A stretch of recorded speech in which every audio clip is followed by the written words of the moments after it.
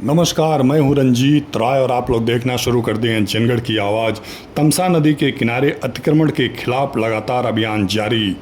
आज भी सोमवार को कई अवैध निर्माण के खिलाफ की गई कार्रवाई। समस्त अवैध निर्माण की समाप्ति तक चलेगा अतिक्रमण हटाने का कार्यक्रम। ये बात कहा है जिलाधिकारी ने। अब आप लोग खबरें विस्तार से सुने। उत्तर प्रदेश के मऊ जनपद के जिलाधिकारी प्रवीण मिश्र के निर्देशन के क्रम में तमसा नदी के किनारे के अवैध अतिक्रमण के खिलाफ लगातार कार्रवाई की जा रही है। इसी क्रम में सोमवार को लगभग 10 अवैध निर्माण के खिलाफ कार्रवाई की गई। अतिक्रमण हटाने की कार्रवाई सिटी मजिस्ट्रेट बृजेंद्र कुमार के नेतृत्व में की जा रही है। उन्होंने बताया कि कल अधिक संख्या में अतिक्रमण हटाने की कार्रवाई की जानी है। तमसा नदी पर अतिक्रमण को लेकर जिला प्रशासन गंभीर है। जिलाधिकारी ने अपने बैठक के दौरान अतिक्रमण हटाने की कार्रवाई करने के निर्देश सिटी मजिस्ट्रेट को दिए थे। प्रतिदिन अवैध निर्माण के खिलाफ कार्रवाई की जा रही है, जिसके चलते सिटी मजिस्ट्रेट और सीओ सिटी अंजनी कुमार पांडे के नेतृत्व में यह कार्रवाई हुई है। जिलाधिकारी ने बताया कि तमसा नदी को अतिक्रमण से मुक्त करने हेतु समस्त अवैध निर्माण के खिलाफ कार्रवाई की जाएगी। जब तक समस्त अवैध निर्माण नहीं हटेंगे तब तक अतिक्रमण के खिलाफ कार्रवाई जारी रहेगी।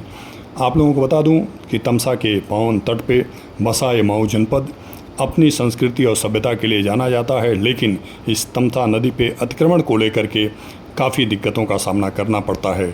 आप लोगों को ये भी याद दिला दूं कि पूर्व के जिलाधिकारी श्रीमती कुमुदलता श्रीवास्तव ने तमसा की सफाई के लिए एक महाअभियान चलाया था।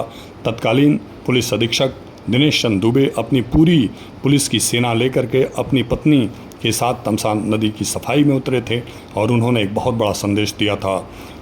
तत्कालीन जिलाधिकारी कुमुदलता श्रीवास्तव ने लोगों को जागृत किया और जनसंदेश टाइम्स अखबार ने जब इस खबर को प्रकाशित किया कि मां ने मां को प्रणाम किया, तो पूरे जनपद में तमसा नदी के प्रति लोगों की श्रद्धा उमड़ गई थी। अब आप लोग सुने कि सिटी मजिस्ट्रेट बृजेंद्र कुमार ने क्या जानकारियां दिया है।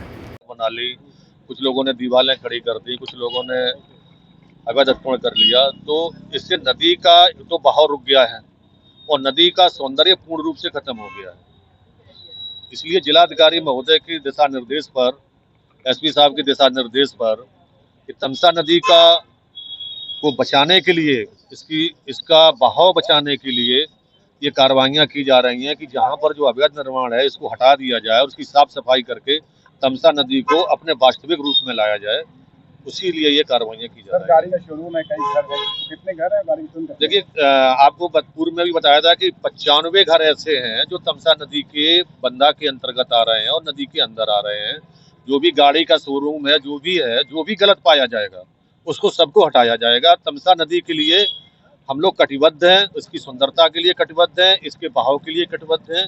पूर्ण रूप से हम लोग इसके लिए, नदी के लिए काम करेंगे और उसकी सुंदरता वापस लाएंगे। बताया शोरूम है वो समाजवादी पार्टी के प्रदेश सचिव है। देखिए, हमको पार्टी से कोई मतलब नहीं है। देखिए, पार्टी का, हम लोग पार्टी है उसके पॉलिटिक्स में नहीं पढ़ते हैं। हम लोगों का काम है जो हमें दिशा निर्देश और जिलाधिकारी महोदय एसपी साहब के जो दिशा निर्देश प्राप्त हुए, हम उसके अंतर्गत काम कर रहे हैं। आपने बताया कि 95 घर ऐसे हैं जो अवैध तरीके से हैं, तो क्या उनके लिए कुछ खास व्यवस्था की जाएगी? क्योंकि देखिए, जिनके पास में कुछ भी रहने के लिए नहीं है उनके लिए हम लोगों ने कांसीराम आवास योजना में व्यवस्था कर रखी है। अगर जैसे अभी ये घर मिला था, वो झूठ बोल रहा, तो उसको सकटिया में हम लोगों ने पहले ही आवास दे रखा है।